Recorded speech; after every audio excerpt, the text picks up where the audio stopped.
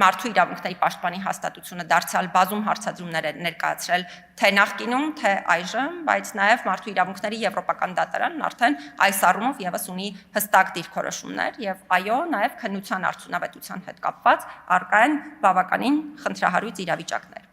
Ես չեմ ուզենա շատ երկար խոսել այս բոլոր հարցադրումների հետ կապված, որովհետև միանշանակ է, որ այսքան տարի հետո արդեն իսկ ունենք հնարավորություն խոսելու առնվազն իրավունքների կոնկրետ բլոկերի առնչությամբ խախտումների մասին։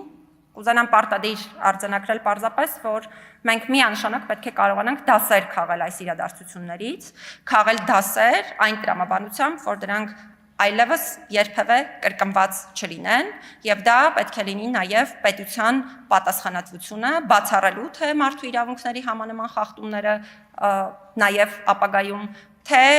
նաեւ անելու ամեն ինչ, որպեսզի մարդու իրավունքների որևէ առկա խախտման հետ կապված լինի հստակ քննություն, պատասխանատվություն եւ լինեն հետևանքներ։